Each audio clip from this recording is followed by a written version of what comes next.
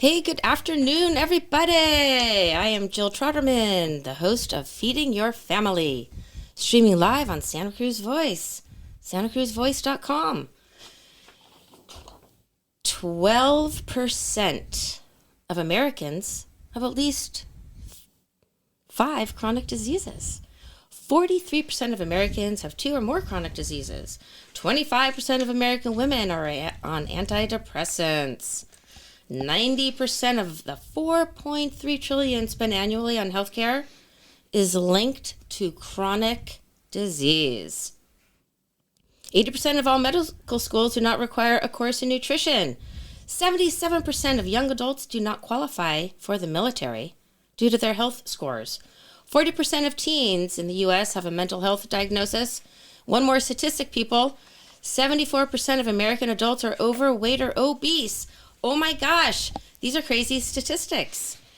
We all know that America is in a health crisis, and in fact, it is true that America is the unhealthiest developed nation in the world. So clearly we've got some problems, and I know we've discussed this on the show before, and today I've got an expert in the studio with me to discuss some of these doom and gloom topics, but also to talk about some inspiration and things that we can do to reverse these trends. So let me introduce to you Dr. Catherine Reed. Hello. Hello. Thank you for having me. Hi. Let's dive in. I know, Katie. Okay, you and I can really get saucy on this topic and talk about it for hours and hours, right? It's a passion. Near and dear to our hearts. This is our movement. It is our movement, and there is a big movement in the world, the MAHA movement, that's kind of pushing the agenda.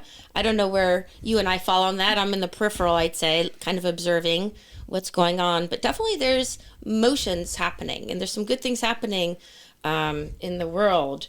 Well, how can you argue with that? Make America healthy again.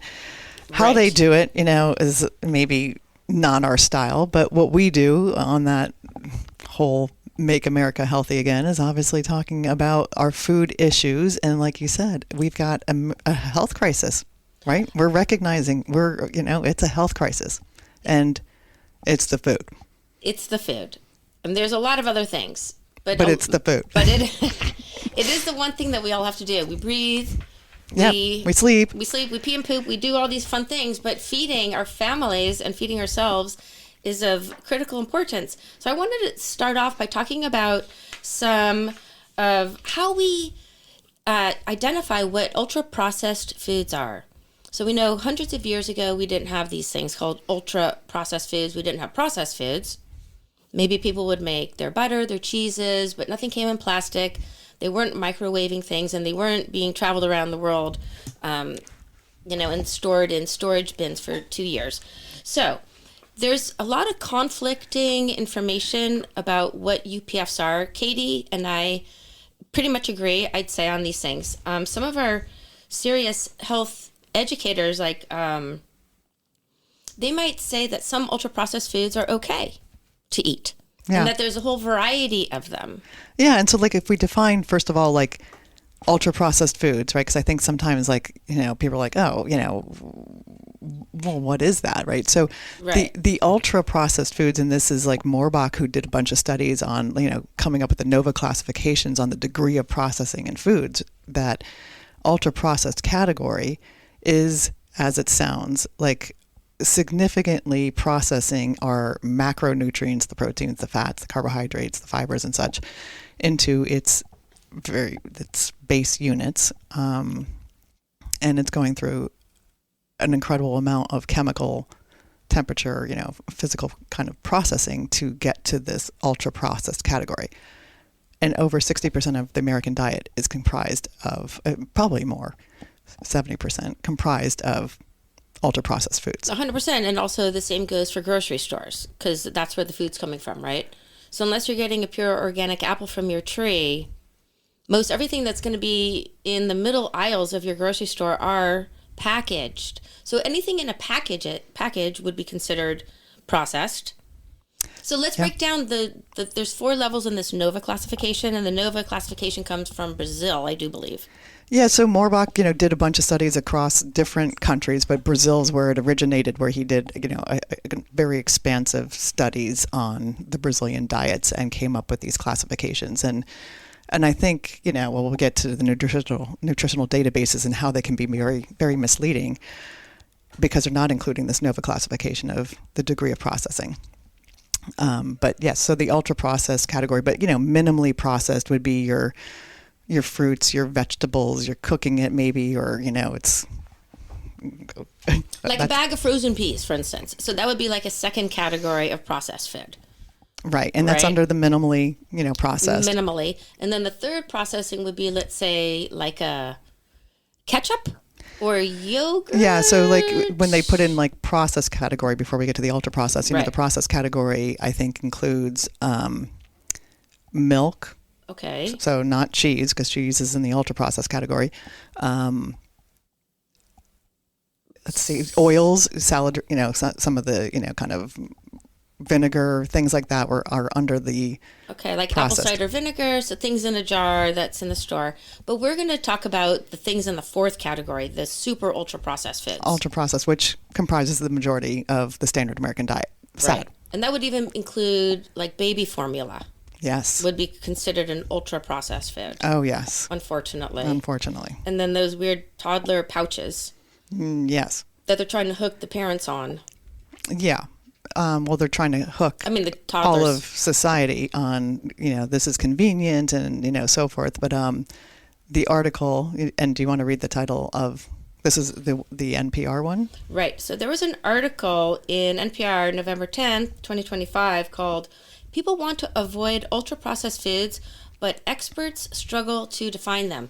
So there was this article, and there was also another article written in the Atlantic where health professionals, not unlike Katie and myself, or Dr. Reed. Thank you. For more formal. To her, she's Katie. But for everyone else out there, please show her some respect. But healthcare professionals will actually say that these foods are okay, the super ultra processed foods. Yeah, and that's, to sit there and think that there's some sort of debate on that this is healthy is ridiculous, and you wonder if they're getting paid by the corporations that are processing the foods. I mean, that's an absolutely contradictory statement that, some of the ultra processed foods are fine, not all are bad. And I'm like, based on what study? All the studies are saying that the ultra processed food category is a major cause of obesity, metabolic syndrome, diabetes, whatnot, mental health, go right on down. It does. In fact, Dr. Dariush Mazafarian, who is the head of Foodist Medicine Institute at Tufts University, he has seen over 100 observational studies and 3 different randomized controlled trials that have linked overconsumption of ultra-processed foods to a host of health harms, including increased risk of type 2 diabetes, obesity, cardiovascular disease, cancers, and even depression. So it's not like we're still scratching our heads on this. It's been proven that these ultra-processed foods are 100% contributing to chronic disease. I know. So why is that? So are these health professionals getting paid off? Oh, I totally think about it. And we're about to go into the industry of, the nutrition teaching, schools. We are. But it's like, absolutely. I mean, like, it reminds me of the whole tobacco, quote unquote, debate, it's not addicting. And I'm like, yeah, they were getting paid by the tobacco industry or some, sort of person paying them off to scientifically come up and say, oh, no, nicotine's not addicting. And it reminds me of the same debate. It's so gross. Yeah, I honestly feel like I'm bearing the lead because let me just get to the chase and then we can go talk about all these other things. I want to talk about ultra-processed foods in schools and milk, but let's talk about who are setting up these regulations, who are making the rules in our government. Well, we know the USDA, and then one of the biggest organizations in the world who influences our food and dietary habits is the Academy of Nutrition and Dietetics. Oh, yeah, that one. Do you know that one? Yes, I do. And so I did, write a book, and we'll talk about your book, but Fat, Stressed, and Sick, MSG, Processed Foods in America's Health Crisis. So that's obviously very, keen to this topic here. Right. But, so that's that's Dr. Reed's book. Say that one more time. Yes, yeah. Fat, Stressed, and Sick, MSG, Processed Foods in America's Health Crisis is the book that it's available on Amazon. But, very much I'd go into, here we have these educators in the industry of, the nutrition industry, and it's run and funded and taught by the worst offenders in the food industry. It's just it's sick. It's sick. It's corrupt, essentially. It's absolutely corrupt. Nestle. Oh, yeah, let's have Nestle fund the American nutrition program and require that you need to be going through their schools to give people dietary advice. Well, that's how it's set up right now. That's how it's set up. It's ludicrous. All of our medical institutions, whatever health insurance that you have, and you're going to go see a nutritionist, they will be trained 100% by the Academy of Nutrition and Dietetics. So if you're wondering who most people are getting their dietary information from, Nestle. Where I would like you to come to me. Or me. Or Katie. Jill has got, a wonderful book. It's so colorful, and the Food Tree, Holistic Nutrition and Wellness Curriculum. And it's like, this is how we should be teaching nutrition to our entire family and feeding our families. It's got some gorgeous pictures here and all these wonderful things. And it's like, we've got, are you kidding me? Nestle and General Mills running our registered dietitian programs. It's crazy. So I would like Katie and I to take over. I might move aside. But until I get a job there, I might have to get a job at Nestle. and infiltrate the spy. Okay, so let's talk about their funding.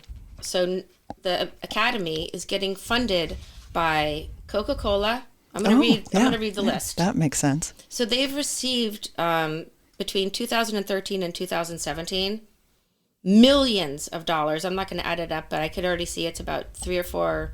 I don't know. Maybe it adds up to about $10 million.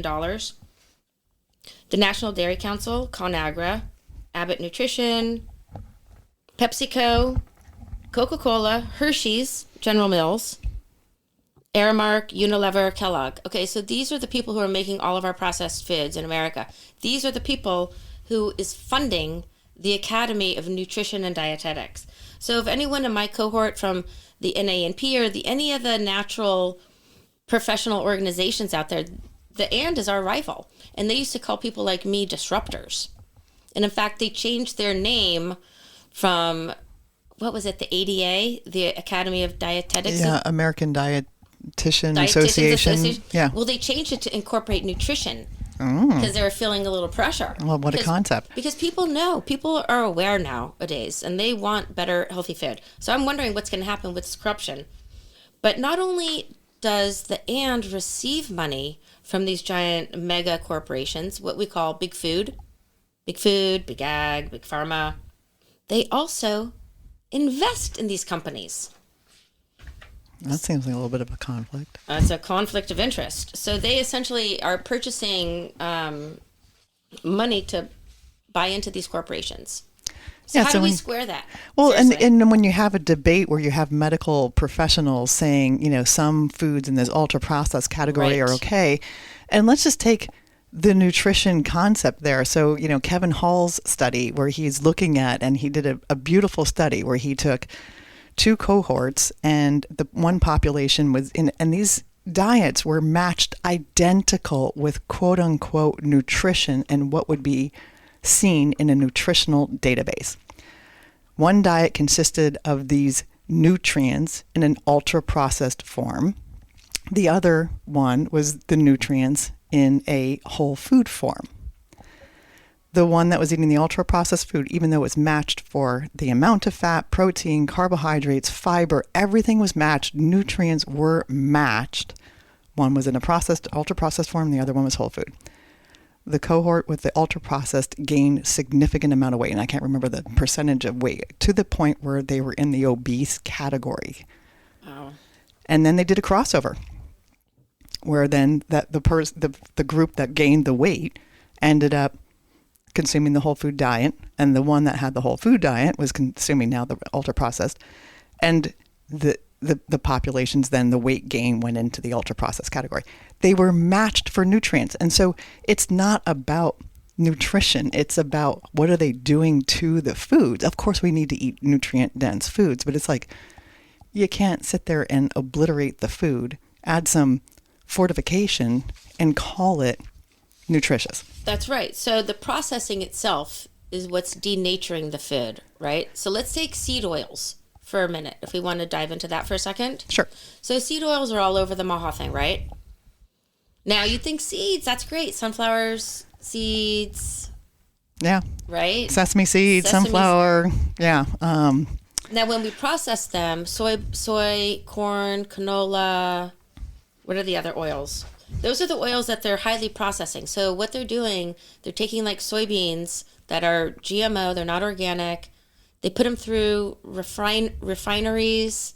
They high heat. Oh, absolutely. High heat. I mean, if you think about like trying to extract an oil from a sunflower seed, there is a lot of processing going on. And it wasn't until I dove into the Google patents looking at some of these seed oil processes where I was like, oh my goodness. I mean, this is can completely go rancid and oxidize based on how they're processing it. Because these oils are fragile. So if you're applying heat to these oils, they become what you're calling oxidated or rancid.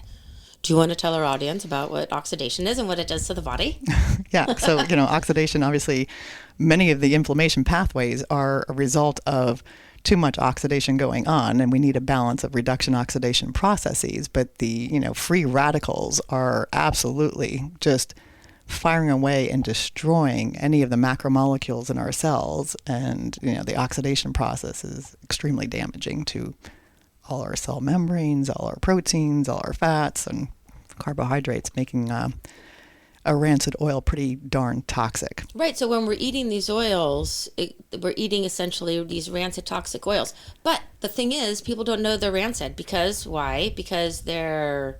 Well, that if you don't know any better and you've always consumed, sunflower seed oil and it's probably always been rancid, you wouldn't know how to distinguish a good oil from a bad oil. But wait, I'm forgetting what the name is that they're doing their... so you can't smell it. They're... and I once I changed my diet drastically, I became more sensitive to smelling it. So when coconut oil goes rancid, and all oils will potentially go rancid, right. So you have to be sniffing these suckers, the olive oil, whatnot. But they process them so you can't even smell, like they deodorize them. Oh, interesting. I didn't even know that with the seed oils. I mean, I banned seed oils from my house once I looked at this stuff. So in nature, like I ruined a batch of perfectly good granola once because I added rancid seeds to it. Because I believe eating seeds in seed form is healthy. Right, me too. So eating sunflower seeds as a seed food, wonderful, because then you're getting the other nutrients that's bound into it. It's not an extracted, processed food. It's a whole food. That's a whole food. It's not processed. It's got, the fat, fiber, protein, and it's got some minerals in there. Check, check, check, check. And it's not just this very highly obliterated process taking out one ingredient from the whole food. Right. And making it with all the chemicals. And canola oil, I mean, a lot of people don't know that. It's from the rape seed, which is a toxic plant. That toxic oil, canola oil, was originally designed for mechanical lubrication. And they thought, wow, this is so cheap. We should put this in the food supply. So they have to go through extra processing to remove some of these toxins from this rapeseed oil, aka canola oil. And it's all over our food supply. It certainly is. It's in all those fried foods. Same with like the hydrogenated oil, which I think they finally banned that, partially hydrogenated oil. So the bottom line is all of these seeds are highly processed and they cause rancidity, and then they put the deodorizers in there so you can't even smell it. So that's one thing that we think that they should avoid, but it's still in a lot of our foods, yes. right? Yeah. And, and I mean, you can't even make it, right? So you can't even buy sunflower seed oils and think, oh, let me make some sunflower seed oil today. I mean, that's not even like a kitchen process for the person, So I'd say, just eat the seeds. Right. And get that oil that way. And I think and nuts. Right. And I think and that's the call to us, is that we're so busy that it's almost impossible for us to wrap our heads around even how to eat whole foods anymore. In fact, they kind of disparage, like, oh, it is so complicated, in one of these Atlantic articles, saying it's just really tough for parents nowadays to feed their kids because they have to actually cook. Yeah, and I do think that's almost been a brainwashing, right? That's what I'm saying. Yeah, because it's like if you make some smoothies here in the morning, throw some stuff in the blender, some vegetables, fruits, nuts, seeds, and some herbs and fruit, add some water, boom.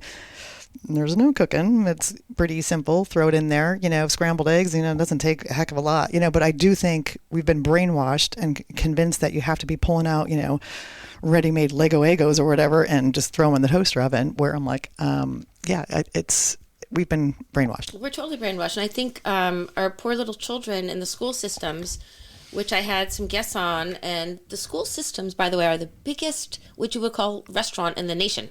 Oh, interesting. They serve the most people in our country. Yeah. And those kids are getting the worst foods, unfortunately. Yeah. Luckily here in the Live Oak School District, they're doing a farm to kitchen, but they still have to purchase foods from the big corporations. The government, right? Because especially public schools, right? Because they're receiving funding, and part of the funding is to support the ag, And they do. And if a school wants to blow off the government, then they have to fundraise themselves. And I think that's why schools their hands are tied, because they want the funding, but then they're feeding the kids these bad foods, and the parents and the administrations know that the food is bad. So what's the school district to do? Mm-hmm. And maybe in some affluent communities, you're going to have access to better food. Parents who are more motivated. One of the foods that they're feeding in schools, a lot of them are packaged in plastic, microwaved, served on throwaway plates. Like, I feel sad for those kids. Like, our society. It's like, this is our kids. This is our future generation. It's like affecting all of us. It's really sad. It speaks to the health crisis. It is so sad. Okay, so one food that they're eating is called these Bosco mozzarella cheese sticks from Tyson Foods. Oh. And I was like, oh my God, the ingredients. So one of the things in it is sorbiton monostearate, which is essentially a synthetic ester found in cosmetics. And pharmaceuticals. Yeah, stearates are all over our food supply too, because it's a great way to prevent these foods from sticking to the big, huge machinery. So they put these flow agents in there, and sometimes are not even required to be put on the label. Yeah, it's just funky. But it messes with our digestion. So, all these sorbitol stearates, magnesium stearate, calcium stearates, stearic acids, it's all over the food supply. Right. And so in this one article I was reading, it says that this academy, their corporate financial deals, this was in the Public Health Nutrition Study, concludes that the academy and its foundation assist the food and beverage, pharmaceuticals, and ag business industries through their large network of professionals and students, and their lax internal policies on corporate partnerships and their topical position papers. So they're essentially, they're being found out, the academy, that they have massive conflicts. They're corrupt. They're corrupt and they have shocking. conflicts. I know. I wish I was saying something really mind-blowing. Profound, yeah. But it's not. But if it's so profound or not profound, how come it's still happening? I know, and it's like, and it is so interesting that, most people have the basic knowledge, especially if they're dealing with a health issue and they're 30, 40, 50, 60 pounds overweight, they know it's the food, but there's just this lack of discipline or willingness to do it. And it's going to the medical doctor, which you're not getting the advice on. No. Change the diet. You're saying, oh, here, take this Ozempic. And my God. Yeah, and so it's like, okay, rather than people having the discipline to eat better, we're going to sit there and give them another pill, which they're going to have a bunch of side effects from the Ozempic, and gosh knows, this is a new drug, so we're going to see what the consequences of that is, and especially in our children. But it's like, rather than the discipline. So I would say that most people know. So, you and I try to attract the people who desire a change because they are more motivated, or maybe their health really, is so consequential that they know they have to make a difference, right? They got the diagnosis or whatnot. But it's the people who are thinking they're surviving, certainly not thriving, just kind of dealing with these health issues that they think are normal and that they can't do anything about. And That's the population I'm certainly not reaching. I don't know about you. No, I feel like we have half the population are our potential clients. Oh, I mean, least. well, we just said like 70% of the people are obese. I mean, we have a huge number of people that could use support on, here, let's hold your hand and let's really guide you as to how to make healthier, food choices. And, your book is much more, written to help educate the feeding of the whole family, like your podcast states. And so thank you, Katie. I appreciate your plugs right there. But it's like, I know I have a grandiose delusions that I want to have my food tree as the new food guide in the United States. It's like, we need a new food pyramid. And I have one, on my website too. It's like, this is what the food pyramid should look like. We can't have the corporate food corporations taking over what our food pyramid should look like, or our food plate for that matter. Right. I think we've all made our own food guides because we're so sick and tired of this, essentially what the name of your book is. Like, we are literally sick and tired of all this corruption. Yeah. Fat, stress, and sick. Right. And I'm just frustrated with the whole thing. But really quick, I just want to share the Ozempic thing. Oh, It really flips me out. So right now, that drug is approved for 12 and up. Wow. 12 and up children. Okay. They want to approve it for 6 years and above. Could you imagine what that's going to do to the mental health of the kids? That you're basically telling your person that you have to go on this drug essentially for your life. These drugs for life. And aren't we supposed to be teaching our kids about wellness and how to eat well for their life, not just take this pill drug?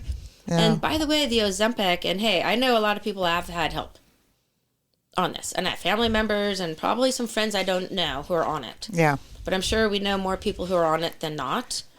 And it was originally for diabetes, I do believe. Yeah, no, I do have a friend that I was like, wow, you lost an amazing amount of weight. And then I realized how. I was like, oh. But you also lose muscle. Yeah, no, I mean, I would say that, bone. I mean, and, it doesn't look healthy. It's a healthy, it doesn't look like a healthy weight loss. And maybe that, kind of balances out and whatnot, but it's like, it's not looking healthy at this point. But, I do think this person feels more energetic and feels good about themselves because they lost the weight. And so there's also that kind of benefit from, But what about kids? They don't have a choice. Right. And so I'm saying that they're children. They are not aware of the consequences if the parent is and their physician is suggesting it.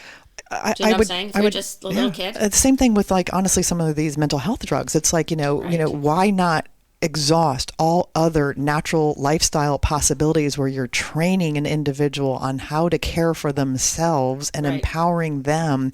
Wow, what a concept, right? And so why not do that first and foremost? But a lot of people want the drug, and so it becomes an absolute battle that we're, giving drugs and then another drug because of the side effects of that drug. And then you got, so by the time these kids are reaching adults, they might be on 3-4 different drugs for a variety of different health issues, which is so sad, where the training got missed, right? The training opportunities or the modeling or the lifestyle changes were missed. What happened to the parents? How come they're at a loss? What happened to the doctors? The doctors are just giving up and pharmaceuticals are the way to go? Well, that is how the medical system's taught. That's like diagnose and what's the prescription drug to, treat that diagnosis. I mean, that's how they're taught, right? So they're like contributing to the drug use. But what's sad is that we need to obviously model as parents, the lifestyles. This is how you eat. This is how you exercise. This is how you, look, absolutely, mentally, meditation, mental health. We were having our little mental health meditation session before our little gig here, and that was fun, right? It's like, we got to really focus on whole body and all the lifestyles associated with it. And the best things parents can do is model it. We do. And in fact, with that, before we take a commercial break, I do want to plug my class. I do love entertaining, having Katie here because she's such a blast to have. So thank you. Oh, thanks. Dr. Reed. This is a really serious topic, and I know we're kind of laughing and giggling, but it is very serious, and we take because it we're happy, because we eat well. We eat well, we are happy, and we know what to eat, typically. And look, we're still not perfect ourselves. You know, I mean, I still eat processed foods occasionally. Obviously, I do. It's in our system. It's almost impossible to avoid unless we're living on an Amish farm. Well, that's an idea. I know. I'm looking for a new business. So yeah, exactly. I want to join the Amish community. But seriously, I am hosting a Zoom class, and I really do love to do things in person, but Zoom is easier. We can capture people from all over the world, essentially. So this class is going to be starting January 20th, and I'm calling it the Food Tree Holistic Nutrition 101. So it's my basic 101 class series. I'm going to go through my 5 food groups, which are proteins, whole grains, healthy fats, fruits and vegetables. That's on my food tree model. Take it or leave it, but that's kind of what I have come up with. And I think it's pretty cool. It's a very basic model that parents can easily adapt into their lifestyle. And the classes are 10 a.m. to 11:30, and that's starting again January 20th, running through February 24th. And we're going to not only be talking about these 5 food groups, we'll talk about my nutrition vampires. So what's a nutrition vampire? Or you want to save it for the class? Oh, no, we can talk about it. They're in the book. You want to look up in my book what the vampires are. My vampires are things like artificial sugars, aspartame, hydrogenated oil, and rancid oils. A lot of the things that we're talking about in the ultra-processed food category. It's basically all the things that we're talking about in the ultra-processed. And then, honestly, you'll like the last one, which you brought up. We were doing a little meditation before, because I do try to meditate every day, set some good positive intentions, is your thoughts. Mm-hmm. You know, like, hey, I'm not dissing that mom who wants to get her kid on Ozempic. That mom is probably freaking out that she's got a kid who's feeling depressed. She's probably getting bullied at school. What's that mom to do? And then she turns to the doctor. They don't have tools. Yeah. You know, so I feel like this is a serious situation. So I want to access those parents to say, hey, it's not as complicated as you think. You might have to do some discipline yourself, though. Yeah.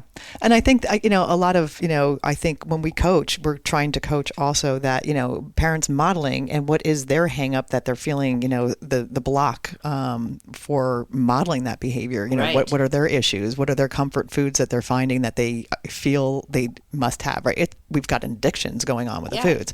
Generational, right? Oh, yeah. And I like that your class is starting January 20th. It's after the holidays. So, it's like, okay, like binge, and then you kind of purge a little bit and you get prepared for your January 20th class. That's great. I know, it's great. And it's super nominal fee. So check out my website. It's only $149. And it is going to be chock full with really great information. We're going to also talk about the mindfulness, which is my 9th. I have 9 nutrition vampires. And the 9th one is your own attitude. Yeah. Are you sabotaging your own mental health because you're saying negative things? Or do you want to change the way you're thinking about things? So we are going to talk about that. And then I end everything with a really fun demo of a food we'll make. In fact, we have to get on with our show, and I need to do a quick commercial break, but we do have a fun thing that we're going to do at the end of this podcast. I'm going to talk about doing an Adzuki Bean Burger recipe. Oh. It's going to be tasty. I'm coming over for dinner. I know. I was trying to make them before I got here, but I didn't. I don't even get to taste it. I usually eat them before I even get them in the freezer, but. So hold on, folks. This is Jill Troderman with Feeding the Family, and Dr. Catherine Reed is joining me in the studio, and we will be right back. So hold on, folks. Okay, folks, we are back in the studio. Feeding the Family is the name of the podcast, and I am your host, Jill Troderman. A few more things on the topic of, and Dr. Catherine Reed is in the studio with me. Yeah, here I am. Hello. Fat, Sick, and Tired is the name. No, Fat, Stressed, and Sick. Fat, Stressed, and Sick, MSG, Processed Foods in America's Health Crisis, a book I authored, and it really talks about the glutamate in the food supply and how it's hijacking our nervous system and causing all sorts of health issues. But I do go into the ultra-processed foods and the NOVA classifications and refer to Kevin Hall's study. But no, Catherine's work is fabulous, and that's why I really resonate. Like, I feel like we're so aligned with what we're doing with our work. I get very excited. That's why we get all excited talking to each other, because we're so passionate about turning people onto this. So there's so many things that people can do. You can contact your schools. You can contact your grocery stores. For instance, in England, they are looking at banning end-of-store junk food. So at the caps. Oh, at the grocery stores? At the grocery stores, at the caps, oftentimes they have real junk food. In fact, I've been known to go into those stores and remove those items. And rearrange the grocery stores. I do fun things like that. It's great. Oh, yeah. I got kicked out of the local grocery store here. They let me back in. I won't say what the name is, but yeah. Oh my God. I got kicked out for kind of calling out some stuff that I thought was just a little lacking transparency. That's hysterical. So we'll get in trouble together. It'll be fun. So I think that would be a great idea. I don't know legally how they can do that, but at least we can encourage and reduce the sales. We have to make health profitable. See, that's the thing. Well, it's profitable in the sense that we now have our health and then we can be productive. That's where it's Profit can come from health. Right. It's productive. You're a producing member of society. Look at how our mental health is completely shutting down. Sometimes the families, right? It's one of the parents, typically the mothers, are having to quit their jobs to care for the sick children or themselves, and so we've got a, productivity issue resulting from lack of health. So that's a lot of the productivity and improving our society's Right. It's kind of money. inverted right now. So I would be a fan of this end of aisle promotions ban. Yeah, I would too. Well, think about all the little things that you could just be putting there that would be so, luring to the children. It's like, oh yeah, here's a little ball, or here's a little puzzles, stuffed chicken. Oh, puzzles! I like that. I mean, there's a million different things that people could have. Okay, and then another thing that really gets under my skin is the school milk program. Oh. So this is another corruption thing. So comparing my food tree to the food plate, it's called the My Plate, and mine is the food tree. Mm-hmm. The food tree curriculum. You can buy that also on Amazon for a nice price. Nice. Here's my vampires. Oh, yes. Katie's looking in my book, so she sees the cute little characters. But let me just say, the schools receive funding for serving milk. If they don't serve milk from the Dairy Council, they don't get the funding. Guess what milk they are serving? They just revamped these rules. So starting the 25-26 school year, they still do allow the strawberry flavored milk. And look at the ingredients in that. Okay? Oh, absolutely gross. And then, if our government and the RDs care so much, why are they allowing these in our food system? So, 1 carton of milk, let's say chocolate milk, would contain 15 grams of added sugar. And lactose is a sugar in and of itself. So, it's like you've got lots of sugar going on there. Yeah, so sometimes for a kid, that would be half your daily allowance of sugars. Yeah. And we're not talking about fruit. Yeah, we're not talking about a food, honestly. Right. They should be getting that sugar from fruit. Yeah, so it ends up filling them up. I know, it's amazing. With antioxidants, not this crap, essentially. Yeah, it's amazing how many medical doctors still will really scorn upon a person saying that they're going dairy free and getting rid of, the dairy in their diets, which is highly inflammatory. And it's amazing. The doctor's like, well, how are you going to get your calcium? I'm like, oh my goodness, do you realize that's net negative calcium, going on when you're consuming dairy because you're inflaming your body and you're having to leach calcium out of your bones in order to neutralize the blood pH. And so you're actually net negative on the calcium. 100%, especially when it's low fat, they can absorb vitamin D without the fat. Yeah. That also is like a well, and it's vitamin D fortified. They're not getting vitamin D anyway from the milk, but that's a whole other thing. And then we'll talk about folic acid. That's a whole scam. Okay. I mean, you want folate. Yeah. You want whole plant folate, not folic acid, which is a synthetic folate. Okay. So nonetheless, the bottom line with this is that in our school system, they're basically forcing schools to serve these products to our children.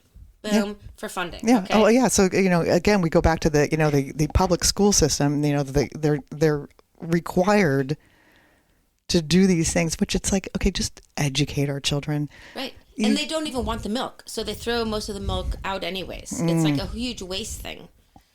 Like physical waste. Yeah. In the landfill is what I'm saying. All right. Another thing that I find corrupt with the food plate, the My Plate, is that, so in the food tree, I say 5 whole grains.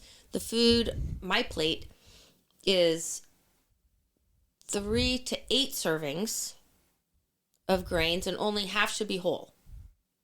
And that's in the school system too. Mm-hmm. So only half the grains in the school lunch program should be whole grains.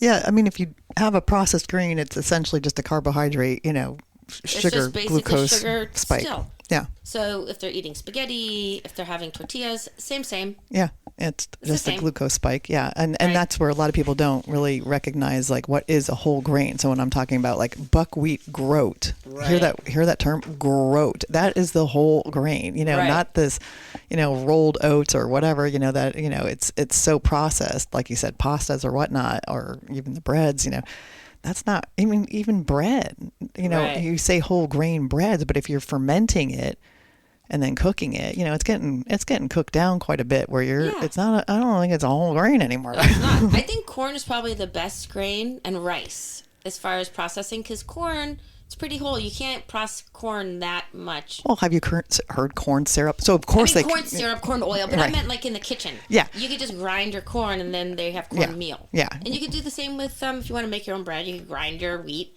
How many people in America are grinding their own wheat? I am.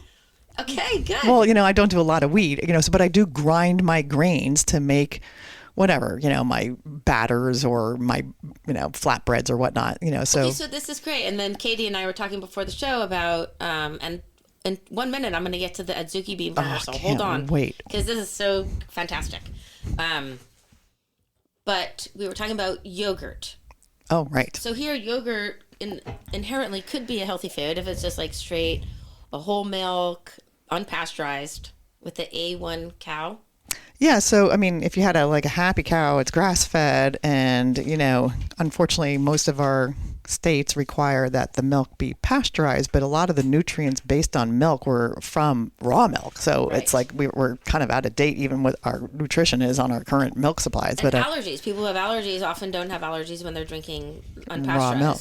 Yeah. milk, right. And if you took that and you did a culture of the bifidobacterium, that's, typically what makes yogurt, and you ferment it, overnight, like an 8-hour fermentation, that yogurt, would have a natural source of probiotic and, have some good, nutrition associated with it, still processed, but not in this massively ultra processed category like a Yoplait, which is, I don't even think it really has live probiotics anymore. Right. Yeah, they've done studies on that. Yeah. Yeah. And it's got so much sugar, it'd probably kill the bacteria. And glyphosate. So this organization I have been engaging with is the Moms Across America, and they've been testing school foods, and they're also testing army food in the military, and they're comparing and contrasting school food and military food, and the amount of toxins essentially in these foods. So it's a problem. So with the milk, get a cow. Yeah, let's get Or that make your own yogurt. or a goat, right? You don't even need a cow. You can do get a goat. goat. Or, even coconut, right? You can, make your own coconut kind of milk, by taking coconut meat, add some water, make coconut meat or coconut Right. milk, and adding a probiotic like Bifido and culturing it. And even a dairy, you could get whole milk at the store, Yeah. unprocessed, right? And make your own, get some bacteria, lactobacillus or whatever, and put it in. Boom. Yeah. Okay? Right. I think people are bought on. I think we have some converts out there. Yep. There you go. I think the goats are going to go on sale. Yep. Goat milk and There's going to be a rush on goats. coconut milk, Coconut milk. cow milk. Yep. Oat milk. No, I'm not so much a fan of... You could probably do it with, I haven't done that, but I'm sure, like almond milk. I prefer people to eat the almond. right.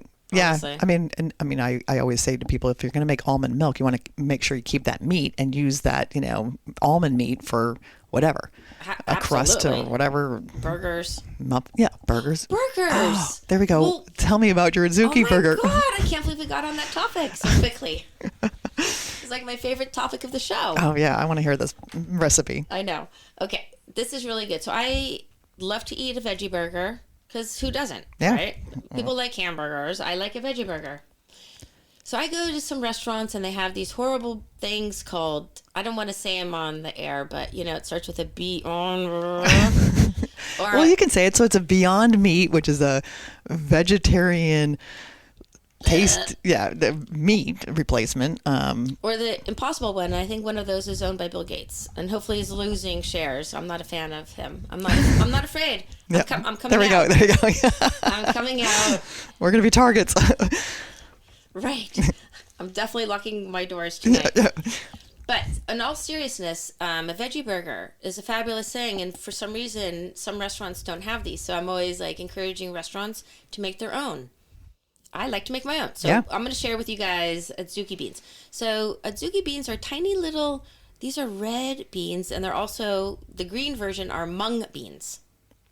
Oh, interesting. I didn't realize that. So yeah, and it's a distinction between the kidney bean, which is very, very big. The Yes. Adzuki bean is like a smaller little red bean. A lot of people don't know about the bean. They're super small. I think they're the size of a, I don't know if that's real. They have, they're very small and they're very sweet, and they're found often in Asian recipes. So originally they were found in,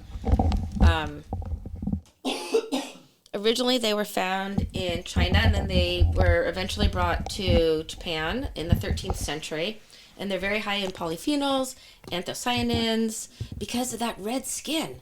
That red has all those wonderful antioxidants, what we're talking about. Yeah, nice. Right? So that's the whole gig, is to get antioxidants, all your nutrients, the flavonoids, all of these amazing phytochemicals. Oh yeah, polyphenols are so, when I think about my chemistry brain, I like look at structures or think about structures of the polyphenols and how powerful of an antioxidants those polyphenols are. And the flavonoids. Yeah, awesome. Right. And hey, we didn't even get into the carotenoids. There we go. Or resveratrol. Or the anthocyanins. I mean, it's very geeky and we can really get excited about it. But these are the things that promote health. So even if you are eating ultra-processed foods, you want to make sure that your diet is supplemented with unprocessed whole foods, like the Adzuki bean. So these also do have tocopherols, which are vitamin E and the flavonoids. And so, of course, they prevent cancer, diabetes, and heart disease, which are that trifecta that are often implicated in disease. Okay, so also these beans have folate and B vitamins, and we love it. This recipe has in it, so I like a good bean burger, whether it's going to be a black bean, a pinto bean, or a garbanzos. Those are all good bases for a burger.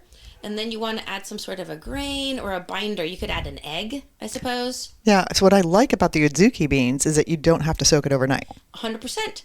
That is a great point, because a lot of the bigger beans you do have to soak and then rinse and then...